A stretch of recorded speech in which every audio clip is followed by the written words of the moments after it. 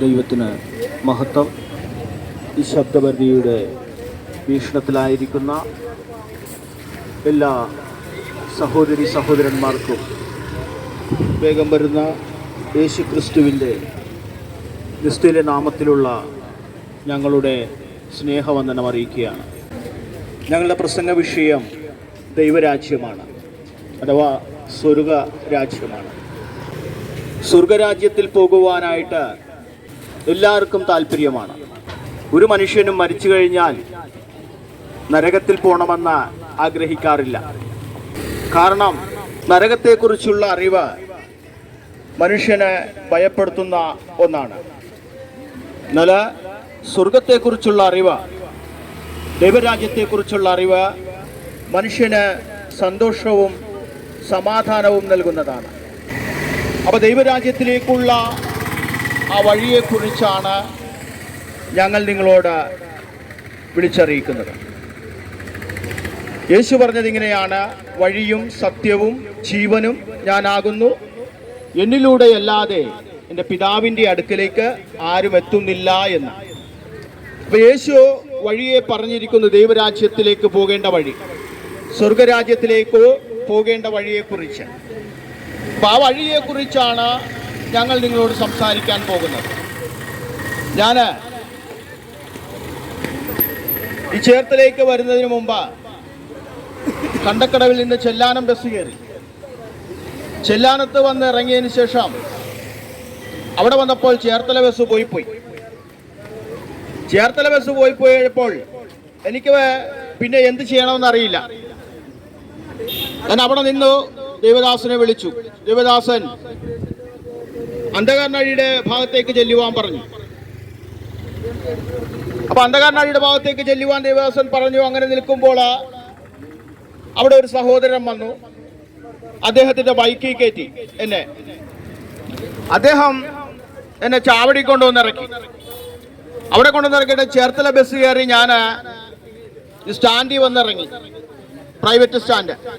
എന്നാൽ എനിക്ക് ചെല്ലേണ്ട സ്ഥലം ട്രാൻസ്പോർട്ട് സ്റ്റാൻഡിൻ്റെ അവിടെയാണ് ചെല്ലേണ്ടത്. ദേവദാസൻ പറഞ്ഞേക്കണത്, വഴി പറഞ്ഞു തന്നത് ട്രാൻസ്പോർട്ട് സ്റ്റാൻഡിൻ്റെ അവിടെ ചെല്ലുക എന്നുള്ളതാണ്. ഞാൻ പ്രൈവറ്റ് സ്റ്റാൻഡിൽ വന്നിട്ട് ഇവിടെ വന്നിട്ട് ട്രാൻസ്പോർട്ട് സ്റ്റാൻഡ് എൻ്റെതായ രീതിയിലൊന്ന് അന്വേഷിച്ചു. അപ്പം അന്വേഷിച്ചപ്പോൾ ഞാൻ ഈ റോഡ്, ഈ ചുറ്റുവട്ടം മുഴുവൻ ഇങ്ങനെ ചുറ്റിക്കറങ്ങിയാണ്. വളരെ ക്ലേശം അനുഭവിച്ചു.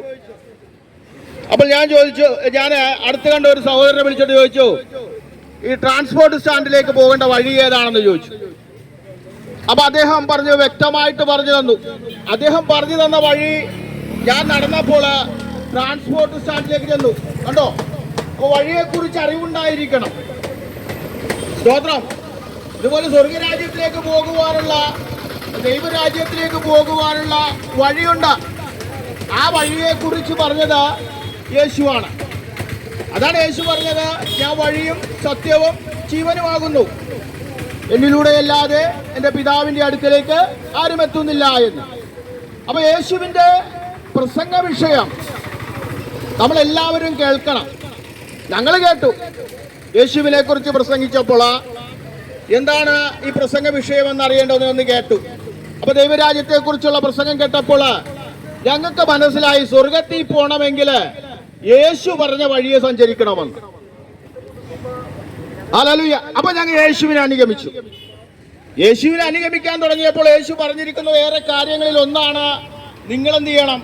സകല മനുഷ്യരോടും ഇത് പറയണം. ഇത് ദൈവരാജ്യത്തെക്കുറിച്ച്, സ്വർഗരാജ്യത്തെക്കുറിച്ച്. കാരണം ദൈവം എല്ലാവരുടെയും ദൈവമാണല്ലോ, ഞങ്ങളുടെ മാത്രമല്ലല്ലോ. ദൈവത്തിന് എല്ലാവരും മക്കളാണല്ലോ. അപ്പൊ ഞങ്ങളെ മാത്രം രക്ഷിച്ചാൽ പോരല്ലോ, നിങ്ങളെയും രക്ഷിക്കേണ്ടേ? സ്തോത്രം. അതിനുവേണ്ടിയാണ് യേശു ഞങ്ങളോട്, വിശ്വസിച്ച ഞങ്ങളോട് പറഞ്ഞത്, നിങ്ങളും പോകണം, ദൈവരാജ്യം പ്രസംഗിക്കണമെന്ന്. ഹല്ലേലൂയ. അപ്പൊ ഈ ദൈവരാജ്യത്തിന്റെ സന്തോഷം എന്താണെന്ന് നിങ്ങളെല്ലാവരും അറിയണം. ഞങ്ങൾ ആ സന്തോഷം അനുഭവിക്കുന്നത് കൊണ്ടാണ് ഈ തെരിക്കോണിൽ ഞങ്ങള് ഈ ചെറിയ തുക എന്ന് പറയാൻ പറ്റിയല്ല, ഞങ്ങളെ സംബന്ധിച്ച് വലിയ തുകയാണ്. അത് ഞങ്ങൾ ചിലവിട്ടുകൊണ്ട് നിങ്ങളുടെ മുമ്പാകെ വന്നിട്ടുള്ളത്. എന്താണ് ഈ സന്തോഷം? ദൈവരാജ്യത്തിന്റെ സമാധാനവും സന്തോഷവും ഒക്കെ ഞങ്ങൾ അനുഭവിക്കുന്നത് കൊണ്ട്. കാരണം ഈ ദൈവരാജ്യത്തിന്റെ സന്തോഷം എന്ന് പറഞ്ഞാൽ അനേകരെ രൂപാന്തരപ്പെടുത്തിയ സന്തോഷമാണ്. അനേക കുടുംബങ്ങളെ രക്ഷിച്ച സന്തോഷമാണ്. സ്തോത്രം. അപ്പൊ അങ്ങനെയെങ്കിൽ ഈ സന്തോഷത്തെ കുറിച്ച് കേൾക്കണം കേട്ടോ. ദൈവരാജ്യത്തിലേക്ക് പ്രവേശിക്കുവാനുള്ള, മരണശേഷം ദൈവരാജ്യം അവകാശമാക്കുവാനുള്ള, സ്വർഗരാജ്യം അവകാശമാക്കുവാനുള്ള ഒരു സന്ദേശമാണ്. ശ്രദ്ധിക്കണേ, ഞാൻ നിങ്ങളോട് സംസാരിക്കുവാൻ പോവുകയാണ് യേശുവിന്റെ വാക്കുകൾ. യേശുവിന്റെ വാക്കുകൾ, ദൈവരാജ്യത്തിലേക്കുള്ള വചനങ്ങൾ എന്ന്. ഹല്ലേലൂയ. എന്റെ പ്രസംഗ വിഷയം അതാണ്. അപ്പൊ യേശു ഇങ്ങനെ പറഞ്ഞു. മത്തായി എഴുതിയ സുവിശേഷം അതിന്റെ 21-ാം അധ്യായം അതിന്റെ 31-ാമത്തെ വാക്യത്തിൽ ഇങ്ങനെ പറഞ്ഞു യേശു. ശാസ്ത്രിമാരെയും അന്നത്തെ പുരോഹിതന്മാരെയൊക്കെ നോക്കി, ഇസ്രായേലാണ് സംഭവം. ഹല്ലേലൂയ. യഹൂദന്മാരെ നോക്കിക്കൊണ്ട് യേശു പറഞ്ഞു, നിങ്ങൾക്ക് മുമ്പേ ചുങ്കക്കാരും വേശ്യകളും ദൈവരാജ്യം അവകാശമാക്കുമെന്ന് സത്യമായിട്ട് ഞാൻ നിങ്ങളോട് പറയുന്നു. സ്തോത്രം. ഇത് കേട്ടപ്പോ തന്നെ നിങ്ങൾക്കൊക്കെ അത്ഭുതം തോന്നിയിട്ടുണ്ടാകുമല്ലേ? ഇപ്പൊ വായിച്ച യേശു പറഞ്ഞ വാക്ക് കേട്ട ഞങ്ങളുടെ അത്ഭുതം എന്തായിരിക്കും? ഞങ്ങളും അത്ഭുതപ്പെട്ടു പോയി. കാരണം ഈ ചുങ്കക്കാരും വേശ്യകളും എന്നൊക്കെ പറയുമ്പോൾ സമൂഹം ഉപേക്ഷിക്കുന്ന, അല്ലെങ്കിൽ സമൂഹം അകറ്റി നിർത്തുന്ന കൂട്ടരാണ്. അവരൊന്നും സമൂഹം അംഗീകരിക്കാറില്ല. ഒരു കാലത്തെ യേശുവിന്റെ ശുശ്രൂഷയുടെ സമയത്ത് ഒരു വേശ്യയെ വ്യഭിചാരത്തിൽ പിടിച്ചിട്ട് കല്ലെറിയുവാനായിട്ട് അവളെ കല്ലെറിഞ്ഞുകൊണ്ട് യേശുവിന്റെ അടുക്കിലേക്ക് കൊണ്ടുചെന്നിട്ട് പറഞ്ഞു, ഗുരു, ഇവളെ വ്യഭിചാരത്തിൽ പിടിച്ചിരിക്കുകയാണ്, നിയമം കല്ലെറിഞ്ഞു കൊല്ലണമെന്നാണ്. അപ്പൊ യേശു പറഞ്ഞത് ഇങ്ങനെയാണ്, നിങ്ങൾ ഈ പാപമില്ലാത്തവർ ഇവനെ കല്ലെറിയട്ടെ. കണ്ടോ? ശ്രദ്ധിക്കണേ, ഈ പ്രസംഗ വിഷയം നിങ്ങൾ ശ്രദ്ധിച്ചാൽ നിങ്ങൾക്ക് വലിയ സന്തോഷമാണ്. മാത്രമല്ല നിങ്ങൾ പ്രസംഗിക്കും ഇതുപോലെ, ഞങ്ങളെ പോലെ. അപ്പൊ യേശു പറഞ്ഞു, നിങ്ങൾ ഈ പാപമില്ലാത്തവർ ഇവരെ കല്ലെറിയട്ടെ. അവിടെ എടുത്ത കല്ല് നിലത്തിടേണ്ടത് വരും. കാരണം പാപമില്ലാത്ത ഒരു മനുഷ്യനും ഇല്ലെന്നേ. ഈ ഭൂമിയിലെ സ്ത്രീ പുരുഷ ജഡേച്ചിൽ നിന്ന് ജനിച്ചിരിക്കുന്ന എല്ലാ മനുഷ്യരും പാപികളാണ്. രോഗിക്ക് വൈദ്യനെ കൊണ്ട് ആവശ്യമുള്ളത് പോലെ പാപിക്ക് പാപമോചനം നൽകുന്ന ഒരുവനെ കൊണ്ട് ആവശ്യമുണ്ട്. ചരിത്രത്തിലെ പാപമോചനം നൽകുന്ന ഒരുവനെ പ്രത്യക്ഷമായുള്ളൂ. അത് ഞങ്ങൾ പ്രസംഗിക്കുന്ന യേശുവാണ്. ഹല്ലേലൂയ. ഞാൻ വിഷയത്തിലേക്ക് വരട്ടെ. ഈ രോഗിക്ക് വൈദ്യനെ കൊണ്ട് ആവശ്യമുണ്ടെന്ന് നാം പറഞ്ഞല്ലോ. ഒരു രോഗി താൻ വൈദ്യനെ കാണാതെ ഇരിക്കുമ്പോൾ തന്റെ രോഗം മൂർജിക്കും, അല്ലെ? അവ വർദ്ധിക്കും. ഹല്ലേലൂയ. ഒരു മുറിവാണെങ്കിൽ ആ മുറിവ് എന്ത് സംഭവിക്കും? ഏറെ നാളെ കഴിയുമ്പോൾ രോഗി വൈദ്യനെ കാണാതിരിക്കുമ്പോൾ അത് പഴുക്കുവാൻ തുടങ്ങും. പഴുത്ത അത് വ്രണമാകും. ഒടുവിൽ അവനെ അത് മരണത്തിലേക്കും നാശത്തിലേക്കും കൊണ്ടുപോകും. വളരെ വേദനജനകമായ ഒരു അവസ്ഥയായിരിക്കും. പക്ഷെ അവൻ വൈദ്യനെ കണ്ടാൽ വൈദ്യൻ ആ മുറിവിന്റെ മൂലകാരണം കണ്ടെത്തി അവനെ ചികിത്സിച്ച് അത് ഭേദമാക്കുമ്പോൾ അവന് സന്തോഷം വരും, അല്ലേ? ഹല്ലേലൂയ. അപ്പൊ മുറിവുണ്ടായപ്പോൾ അവനെന്തുണ്ടായിരുന്നു? ദുഃഖമുണ്ടായിരുന്നു, വേദനയുണ്ടായിരുന്നു, ഒരു ആശ്വാസവും ഇല്ലായിരുന്നേ. ഇതുപോലെയാണ് പാപിയുടെയും അവസ്ഥയെന്ന്. ഹല്ലേലൂയ. നമുക്കറിയാം, ചുങ്കക്കാരും വേശ്യകളും സമൂഹത്തിൽ പാപകർമ്മങ്ങളൊക്കെ ചെയ്യുന്നവർക്ക് ഒരു ആശ്വാസവും സമാധാനവും ലഭിക്കാറില്ല. ഹല്ലേലൂയ. സമൂഹം വെറുക്കുമ്പോൾ, നിന്ദിക്കുമ്പോൾ, അകറ്റി നിർത്തുമ്പോൾ, അവർ ആശ്വാസമില്ലാതെ ആയിരിക്കുമ്പോൾ അവരെ കാണുന്ന ഒരുവനുണ്ട്. സ്തോത്രം. അപ്പൊ അങ്ങനെയുള്ളവർക്ക് ഹല്ലേലൂയ ഒരു ആശ്വാസവും സമാധാനവും ലഭിക്കണ്ടേ? ഇവിടെ ഹല്ലേലൂയ സ്തോത്രം, പാപമോചനം നൽകുന്ന യേശുവിനെ കുറിച്ച് നിങ്ങൾ അറിയണം. അപ്പൊ യേശു പറഞ്ഞു, ചുങ്കക്കാരും വേശ്യകളും നിങ്ങൾക്ക് മുമ്പേ ദൈവരാജ്യം അവകാശമാക്കുമെന്ന് വെറുതെ പറഞ്ഞല്ല, സത്യമായിട്ട് പറയുന്നുവെന്ന് പറഞ്ഞു. എനിക്ക് ഈ വാക്യം വായിച്ചപ്പോൾ അത്ഭുതം തോന്നി. ഞാന് എന്താണ് യേശുവെ ഇങ്ങനെ പറഞ്ഞേക്കണത്? ഞങ്ങൾ യേശുവിനോട് ചോദിക്കും കേട്ടോ. യേശുവിനെ ഞങ്ങൾ കണ്ടിട്ടില്ല, പക്ഷെ യേശുവിന് സംസാരിച്ചിരിക്കുന്ന ഈ പുസ്തകത്തിലെ വചനം യേശു സംസാരിച്ചിരിക്കുന്ന വചനമാണ്. പണ്ടേ പ്രവാചകന്മാർ മുഖാന്തരം ദൈവം ഇസ്രായേൽ ജനത്തോട് അരുളി ചെയ്തു. അതിനുശേഷം തന്റെ പുത്രനായ യേശു ക്രിസ്തു മുഖാന്തരം സകല ജനത്തോടും ഈ അന്ത്യകാലത്ത് സംസാരിച്ചിരിക്കുകയാണ്. അപ്പൊ ദൈവം സകല ജനത്തോട് സംസാരിച്ചിരിക്കുന്നത് ആര് മുഖാന്തരമാണ്? യേശു മുഖാന്തരം. അതുകൊണ്ടല്ലേ ഞങ്ങളെ പോലുള്ള അനേക ജാതി മതങ്ങളിൽ ജനിച്ച് വാഴ്ത്തപ്പെട്ടവർ ഒന്നായിക്കൊണ്ട് യേശുവിനെ പ്രസംഗിക്കുന്നത്? കാരണം ദൈവ ശബ്ദം ഞങ്ങൾ തിരിച്ചറിഞ്ഞു, ദൈവ വഴിയെ ഞങ്ങൾ തിരിച്ചറിഞ്ഞു. അതുകൊണ്ട് ഞങ്ങള് ഈ ദൈവത്തിന്റെ ശബ്ദം നിങ്ങളെ കേൾപ്പിക്കുകയാണ്. ദൈവ വഴികളെ നിങ്ങളെ കുറിച്ച് നിങ്ങളോട് പറയുകയാണ്. ഇത് സത്യമായ വഴിയാട്ടോ, വിശ്വസിക്കാമല്ലേ? ഹല്ലേലൂയ. അപ്പൊ ഞാൻ ചോദിച്ചു, യേശു എന്താണ് ഇങ്ങനെ പറഞ്ഞിരിക്കുന്നത്? എനിക്ക് അത്ഭുതം തോന്നി. ഹല്ലേലൂയ. വായിക്കുന്ന ഏവർക്കും അത്ഭുതം തോന്നും. സമൂഹം വെറുക്കുന്ന ഇത്തരത്തിലുള്ള പാപകർമ്മങ്ങൾ ചെയ്യുന്നവരെ യേശു പറഞ്ഞു, അവർ നിങ്ങൾക്ക് മുമ്പേ സ്വർഗരാജ്യം ദൈവരാജ്യം അവകാശമാക്കുമെന്ന് പറഞ്ഞപ്പോൾ, സ്തോത്രം, ഞാൻ വീണ്ടും യേശുവിനോട് ചോദിച്ചിട്ട് യേശു എന്നോട് പറഞ്ഞു, നീ ഒരു കാര്യം ചെയ്യ്, വായിക്കെന്ന് പറഞ്ഞു. നീ നോക്കൂ, എന്നിലേക്ക് നോക്കൂ എന്ന് പറഞ്ഞു. അപ്പൊ നിങ്ങൾ ചോദിക്കും, എവിടെ നോക്കാൻ? യേശു പറഞ്ഞ യേശുവിന്റെ വചനത്തിലേക്ക്. ഈ വചനത്തിലേക്ക് നോക്കുന്നവൻ ദൈവത്തിങ്കിലേക്ക് നോക്കുന്നു. ഈ പുസ്തകം കണ്ടോ? ഇതിനെ സത്യവേദ പുസ്തകം എന്നാണ് വിളിച്ചിരിക്കുന്നത്. ഈ പുസ്തകത്തിലെ വചനത്തിലേക്ക് ഒരുവൻ നോക്കിയാൽ അവന്റെ നോട്ടം ദൈവത്തിങ്കിലേക്കാണ്. ഈ വചനം വായിച്ചാൽ അവൻ ദൈവത്തെ അറിയുവാൻ ദൈവം കരുണ കാണിക്കും. ഈ വചനം കേട്ടാൽ അങ്ങനെയുള്ളവർ ഭാഗ്യവാന്മാരായി തീരും. ഇതിൽ എഴുതി വച്ചിരിക്കുന്നത്, പ്രസംഗിക്കുന്നവൻ ഭാഗ്യവാൻ, ഇത് കേൾക്കുന്നവൻ ഭാഗ്യവാൻ, ഇത് പ്രമാണിക്കുന്നവർ ഭാഗ്യവാന്മാരെന്നാണ്. സ്തോത്രം. അപ്പൊ എത്ര വലിയ ഭാഗ്യമാണ്! ഈ തെരിക്കോടിൽ വന്നിട്ട് ഞങ്ങൾ യേശുവിന്റെ വചനത്തെ കുറിച്ച് പറയുമ്പോൾ കേൾക്കുന്ന നിങ്ങൾ ഭാഗ്യവാന്മാരാണ്. കേൾക്കണം കേട്ടോ. അത് എത്ര തിരക്കുണ്ടെങ്കിലും നിങ്ങൾ എന്ത് ചെയ്യണം? ഈ സമയം കേൾക്കണം. ഞാൻ ഒരു കാര്യം പറഞ്ഞുകൊള്ളട്ടെ, നിങ്ങളെ മരണം വന്ന് വിളിച്ചാൽ എനിക്ക് തിരക്കാണെന്ന് പറയാൻ പറ്റുമോ? ഹല്ലേലൂയ. പറയാൻ പറ്റുമോ? ഞാൻ പിന്നെ വരാം, എനിക്ക് ഇപ്പൊ തിരക്കാണ്, എനിക്ക് കുറേയേറെ കാര്യങ്ങൾ ചെയ്തു തീർക്കാനുണ്ടെന്ന് ആർക്കെങ്കിലും പറയാൻ പറ്റുമോ? ഒരാൾക്കും പറയാൻ പറ്റില്ല. മരണം വന്ന് വിളിച്ചാൽ പോണം, അല്ലേ? ഹല്ലേലൂയ. അപ്പൊ അങ്ങനെയെങ്കില് മരണത്തിനപ്പുറമുള്ള ദൈവരാജ്യം സ്വർഗരാജ്യം അവകാശമാക്കേണ്ട ദൈവ വഴിയെ കുറിച്ച് പറയുമ്പോൾ തിരക്ക് കാണിക്കരുത്. ഹല്ലേലൂയ. തിരക്ക് കാണിച്ചാൽ ഇത് കേൾക്കാതെ പോയാൽ ലോകത്തിൽ വെച്ച് ചെയ്യുന്നതിൽ ഏറ്റവും വലിയ മണ്ടത്തരമാണ്. മലയാള ഭാഷയിൽ പറഞ്ഞു, അതായത് ഏറ്റവും വലിയ എന്താണ്? ഏറ്റവും വലിയ അവിവേകമല്ലേ? സ്തോത്രം. ഈ സന്ദേശം കേൾക്കാതെ പോയാൽ ലോകത്തിൽ വെച്ച് നിങ്ങൾ ചെയ്യുന്നതിൽ ഏറ്റവും വലിയ അവിവേകമാണ്, ബുദ്ധിയില്ലായ്മയാണ്. നിന്നിടത്ത് നിന്ന് ദൈവരാജ്യത്തെ കുറിച്ച് കേൾക്കണം. കേട്ട് നിങ്ങളെ കുറിച്ചൊരു തീരുമാനം നിങ്ങൾ എടുക്കണം. സ്നേഹിത, സഹോദര, സഹോദരി, അതുകൊണ്ട് പറയട്ടെ, യേശു പറഞ്ഞ ഈ വാക്യം ഞാൻ വായിച്ചു, തുടർന്ന് വായിച്ചു. യേശുവിനോട് ചോദിച്ചു, എന്താണ് യേശുവെ ഇങ്ങനെ പറഞ്ഞത്? അപ്പൊ യേശു പറഞ്ഞു, ഇതാ എനിക്ക് മുമ്പേ ഒരുവൻ വന്നു, അവന്റെ പേരെന്താണ്? യോഹന്നാൻ.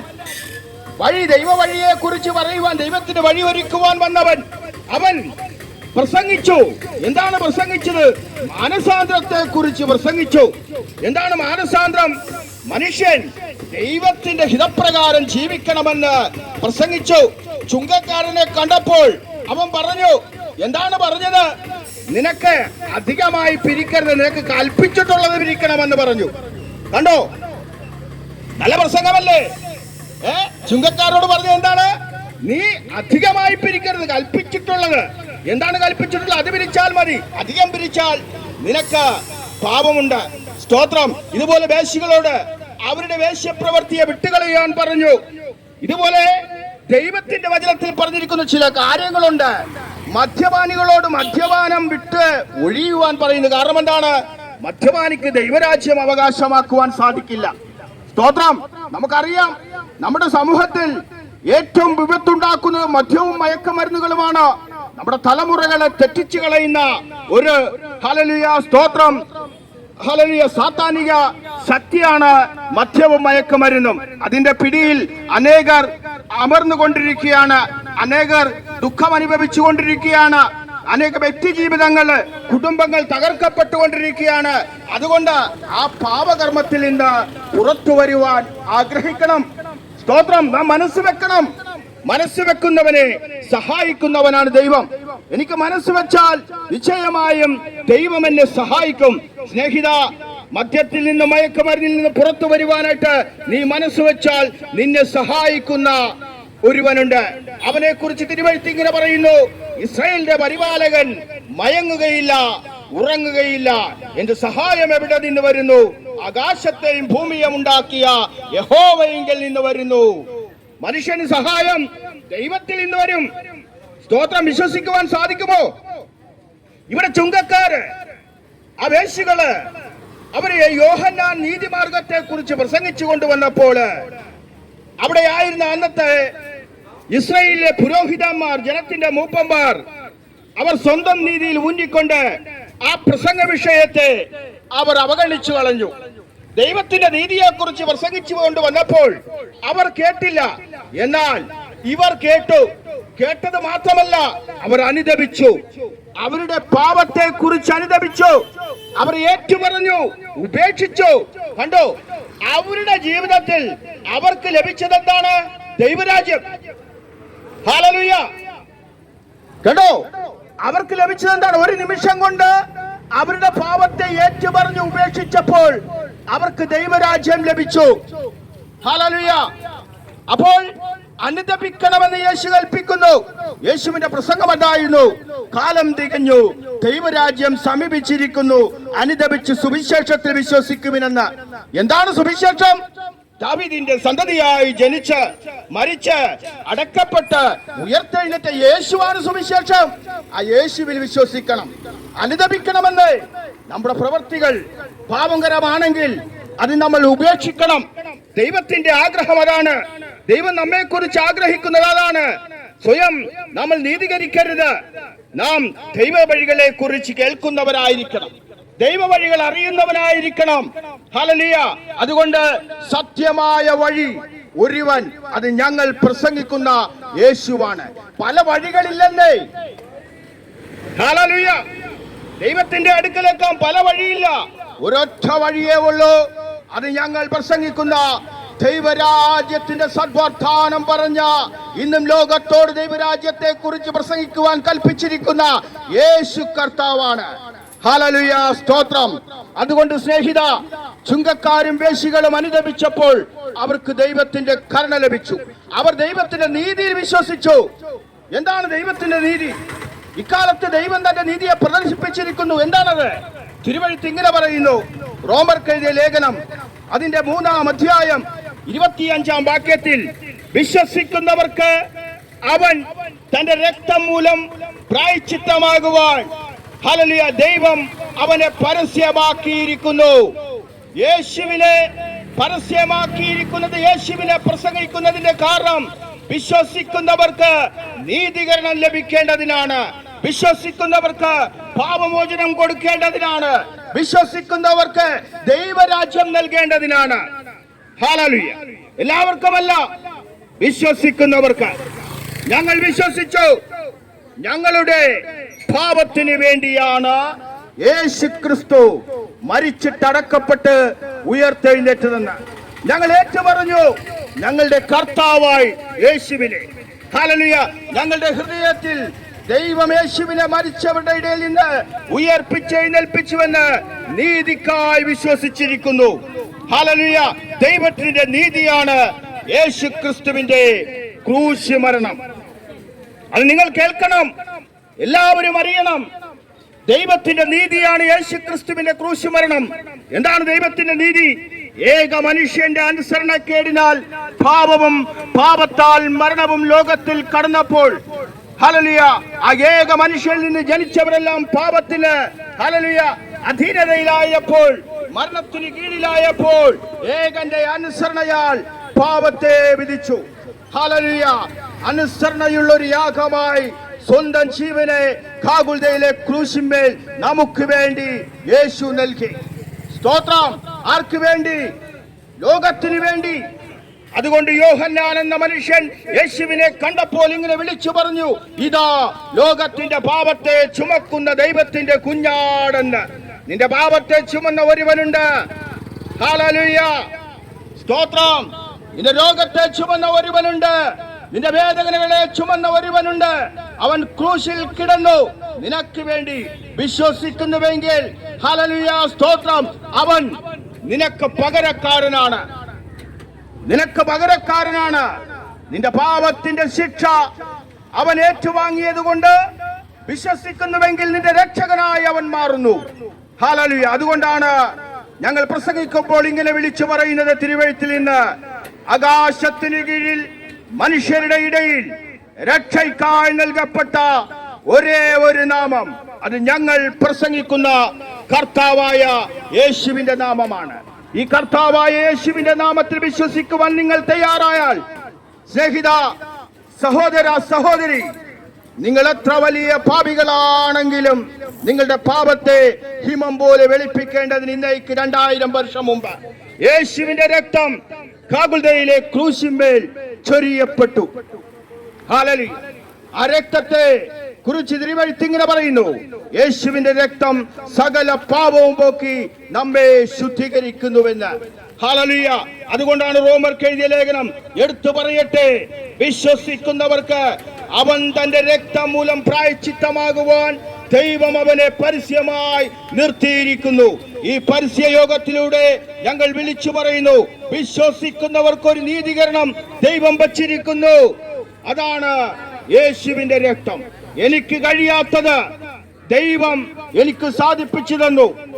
ഞാൻ പാപിയായിരുന്നെടുത്ത് എന്റെ പാപത്തിൽ മരിച്ചാൽ ശിക്ഷാവിധിയിലേക്ക് പോകേണ്ടതിന് ഞാൻ യോഗ്യനായിരിക്കുമ്പോൾ ആ ശിക്ഷയിൽ നിന്ന് രക്ഷയിലേക്ക് നടത്തേണ്ടതിനായിട്ട് പാപത്തിന്റെ ശിക്ഷയെ ഏറ്റുവാങ്ങി ക്രൂശിൽ 3 ആണികളാൽ തറക്കപ്പെട്ട ഒരുവൻ, ഹല്ലേലൂയ, എനിക്ക് വേണ്ടി ശിക്ഷയെ ഏറ്റുവാങ്ങിയ യേശു, ആ യേശു എന്റെയും നിങ്ങളുടെയും കർത്താവാണ്.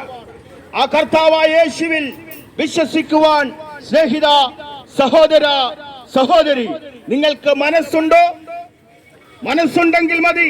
ഹല്ലേലൂയ. ഞാൻ നേരത്തെ പറഞ്ഞില്ലേ, മനസ്സ് വെച്ചാൽ സൗഖ്യം പ്രാപിക്കുവാൻ കഴിയുകയുള്ളൂ.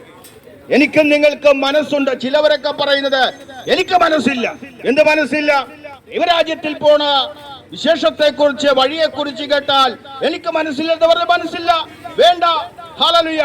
എന്നാൽ മനസ്സ് വെക്കുന്നവന്, ഹല്ലേലൂയ, സൗഖ്യം പ്രാപിക്കുവാൻ കഴിയും. വൈദ്യന്റെ അടുക്കൽ ചെന്നാൽ നിനക്ക് രോഗസൗഖ്യം ലഭിക്കുന്നത് പോലെ പാപത്തിന്റെ മോചനത്തിനായി നിനക്ക് വേണ്ടി മരിച്ചടക്കപ്പെട്ട് ഉയർത്തെഴുന്നേറ്റ യേശുവിന്റെ അടുക്കൽ വന്നാൽ നിനക്ക് പാപമോചനമുണ്ട്. യേശുവിലൂടെ നിനക്ക് ദൈവരാജ്യം അവകാശമാക്കുവാൻ കഴിയും. അതുകൊണ്ട് ഞങ്ങൾ ഏറ്റുപറഞ്ഞു, റോമർക്ക് എഴുതിയ ലേഖനം അതിന്റെ 10-ാം അധ്യായം 9-10 വാക്യങ്ങൾ എന്താണത്? യേശുവിനെ ഞങ്ങൾ കർത്താവായി അതിരം കൊണ്ട് ഏറ്റുപറയുന്നു. ഇന്നും അന്നും എന്നും പറയുന്നു, ഞങ്ങളുടെ കർത്താവ് യേശുവാണ്. വീണ്ടും പറഞ്ഞു, ഞങ്ങളുടെ ഹൃദയത്തിൽ ദൈവം യേശുവിനെ മരിച്ചവരുടെ ഇടയിൽ നിന്ന് ഉയർപ്പിച്ചെഴുന്നേൽപ്പിച്ചു. അങ്ങനെയെങ്കിൽ ഞങ്ങളുടെ കർത്താവായ യേശു വരുവാൻ പോകുകയാണ്. ഹല്ലേലൂയ. എന്തിനു വേണ്ടിയാണ്? ഒരിക്കൽ യേശു വന്നത് മനുഷ്യകുലത്തിന്റെ പാപത്തിന് പരിഹാരയാഗമായി, ദൈവത്തിന്റെ നീതിയായിട്ടാണ്. ഇനി യേശു ക്രിസ്തുവിൽ വിശ്വസിച്ചിരിക്കുന്ന, തനിക്കായി കാത്തു നിൽക്കുന്ന തന്റെ മക്കളെ ചേർക്കുവാൻ വരുവാൻ യേശു പോകുന്നു. അങ്ങനെയെങ്കിൽ ആ യേശുവിന്റെ വരവെങ്കിൽ താങ്കളും ഉണ്ടായിരിക്കണമെന്ന് ദൈവം ആഗ്രഹിക്കുകയാണ്. ഹല്ലേലൂയ. യേശുവിന്റെ വരവെങ്കിൽ ഇവിടെ എന്ത് സംഭവിക്കും? ഹല്ലേലൂയ. സംഭവിക്കുന്ന വിഷയങ്ങളെ കുറിച്ചൊക്കെ ദൈവത്തിന്റെ ദാസന്മാർ തെരുക്കോണിൽ വിളിച്ചറിയുകയാണ്. എന്തൊക്കെയാണ്? യുദ്ധമുണ്ടാകുമെന്ന് പറയുന്നു, ക്ഷാമമുണ്ടാകുമെന്ന് പറഞ്ഞിരിക്കുന്നു, ഭൂകമ്പമുണ്ടാകുമെന്ന് പറഞ്ഞിരിക്കുന്നു, ഹല്ലേലൂയ, ജാതി ജാതിയോട് എതിർക്കുമെന്ന് പറഞ്ഞിരിക്കുന്നു, രാജ്യം രാജ്യത്തോട് എതിർക്കുമെന്ന് പറഞ്ഞിരിക്കുന്നു. ഇതൊക്കെ സംഭവിച്ചുകൊണ്ടിരിക്കുന്നു. ഇനി എന്ത് സംഭവിക്കും?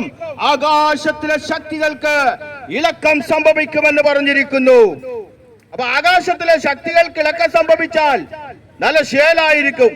കാരണം ഭൂമിയുടെ നിലനിൽപ്പ് അപകടത്തിലാകും. തിരുവെഴുത്ത് പറയാണ്, ജനം പരിഭ്രാന്തിയോടുകൂടെ നോക്കിയും പാർത്തും ജീവിക്കുമെന്ന്. ഇത് പ്രവചനമാണ്, ഇത് സത്യമാണ്. നിങ്ങളുടെ ഹൃദയത്തിൽ ഉണ്ടായിരിക്കണം. യേശു പറഞ്ഞത് അങ്ങനെ തന്നെ സംഭവിച്ചുകൊണ്ടും സംഭവിച്ചുവരികയാണ്. അങ്ങനെയെങ്കിൽ ആകാശത്തിലെ ശക്തികൾ കിഴക്കൽ സംഭവിക്കുന്ന ഒരു കാലം വരുവാൻ പോകുന്നു. ജനം പരിഭ്രാന്തിയോടുകൂടെ ജീവിക്കുവാനായിട്ട് പോകുന്ന കാലം വരുവാൻ പോകുന്നു. ഇവിടെ ഒരു മഹാമാരി വന്നപ്പോൾ എല്ലാവരിലും പരിഭ്രാന്തിയായിരുന്നു. മഹാമാരിയെ കുറിച്ച് യേശു ഇന്നേക്ക് 2000 വർഷം മുമ്പ് തന്റെ ശിഷ്യന്മാരോട് പറഞ്ഞു, ഇന്നതൊക്കെ ലോകത്തിൽ സംഭവിക്കുമെന്ന്. ലോകത്തിൽ, സ്നേഹിത, നമുക്ക് നിലനിൽപ്പില്ല. നമ്മൾ ക്ഷണികരാണ്. മരണം നമ്മെ പിടികൂടുന്ന ദിവസമുണ്ട്. ഹല്ലേലൂയ. ലോകത്തിൽ ആരൊക്കെ രാജ്യം മാറി മാറി ഭരിച്ചാലും ശരി, മനുഷ്യന് മരണത്തെ നീക്കുവാൻ കഴിയുകയില്ല, കഷ്ടത്തെ നീക്കുവാൻ കഴിയുകയില്ല. പക്ഷേ മരണത്തിനപ്പുറമുള്ള ജീവിതം നമുക്ക് വേണ്ടി വെളിപ്പെടുത്തി തന്ന യേശുവിലൂടെ നമുക്കൊരു പ്രത്യാശയുള്ള ജീവിതം ജീവിക്കാം. ആ പ്രത്യാശയാണ് ഞങ്ങളിൽ വസിക്കുന്നത്. ആ പ്രത്യാശയാണ് ഞങ്ങൾ ലോകത്തിനോട് വിളിച്ചു പറയുന്നത്. മരിക്കും നിശ്ചയം, എന്നാൽ ജീവിക്കും. യേശു പറഞ്ഞത് ഇങ്ങനെയാണ്, ഹല്ലേലൂയ, സ്തോത്രം, എന്നിൽ വിശ്വസിക്കുന്നവൻ മരിച്ചാലും ജീവിക്കുമെന്ന്. ഞങ്ങളുടെ ഹൃദയത്തിലെ സന്തോഷം അതാണെന്ന്. ലോകത്തിൽ എന്ത് സംഭവിച്ചാലും നിശ്ചയമായിട്ടും ഞങ്ങളെ ജീവിപ്പിക്കുന്ന ദൈവത്തിന്റെ ആത്മാവ് മരിച്ചവരുടെ ഇടയിൽ നിന്ന് ഞങ്ങളെ ഉയർപ്പിച്ചെഴുന്നേൽപ്പിച്ച് തന്റെ രാജ്യത്തിലേക്ക് കൊണ്ടുപോകും. കാരണം എന്താണ്? ഞങ്ങൾ വിശ്വസിച്ചിരിക്കുന്നു. അവിശ്വാസം മൂലം ദൈവത്തിൽ നിന്ന് അകന്നുപോയ മനുഷ്യനെ വിശ്വാസത്താലാണ് ദൈവത്തിലേക്ക് അടുപ്പിച്ചുകൊണ്ടിരിക്കുന്നത്. അപ്പൊ ആ വിശ്വാസത്തെ കുറിച്ചാണ് ഞങ്ങൾ പറയുന്നത്. ആരാണ്? വിശ്വാസത്തിന്റെ നായകനും പൂർത്തി വരുത്തുന്നവനുമാകുന്ന യേശുവിൽ വിശ്വസിക്കണം. ഹല്ലേലൂയ. ആ യേശുവിൽ വിശ്വസിച്ചുകൊണ്ട് സ്നേഹിത, സഹോദര, നിങ്ങൾ യേശുവിനെ നിങ്ങളുടെ കർത്താവായി സ്വീകരിക്കുവാൻ ആഗ്രഹിക്കുന്നുവെങ്കിൽ, മനസ്സ് വെക്കുന്നുവെങ്കിൽ, ഞങ്ങൾ നിങ്ങൾക്ക് വേണ്ടി പ്രാർത്ഥിക്കുവാൻ പോകുകയാണ്. ഈ പ്രസംഗം ചുരുക്കുകയാണ്. ഹല്ലേലൂയ. ഒരു നിമിഷം ഇവിടെ ഈ പ്രസംഗ വിഷയം കേട്ടിരിക്കുന്ന ആർക്കെങ്കിലും യേശുവിനെ കർത്താവായി അംഗീകരിക്കാൻ താല്പര്യമുണ്ടെങ്കിൽ മുന്നോട്ട് വരാം, മടിക്കണ്ട. യേശു ഇങ്ങനെ പറഞ്ഞു, ലോകത്തിന്റെ മുമ്പിൽ എന്നെ ഏറ്റുപറയുന്നവനെ പിതാവിന്റെ ഈ സ്വർഗീയ ദൂതന്മാരുടെ മുമ്പിൽ ഞാനും ഏറ്റുപറയും. ലോകത്തിന്റെ മുമ്പിൽ എന്നെ ഏറ്റുപറയാൻ നാണിക്കുന്നവനെ പിതാവിന്റെ ഈ സ്വർഗീയ ദൂതന്മാരുടെ മുമ്പിൽ ഞാനും ഏറ്റുപറയാൻ നാണിക്കും. ഞങ്ങൾക്ക് നാണമില്ലല്ലേ? ഞങ്ങൾക്ക് നാണമില്ല യേശുവിനെ കുറിച്ച് പറയാൻ. ഹല്ലേലൂയ.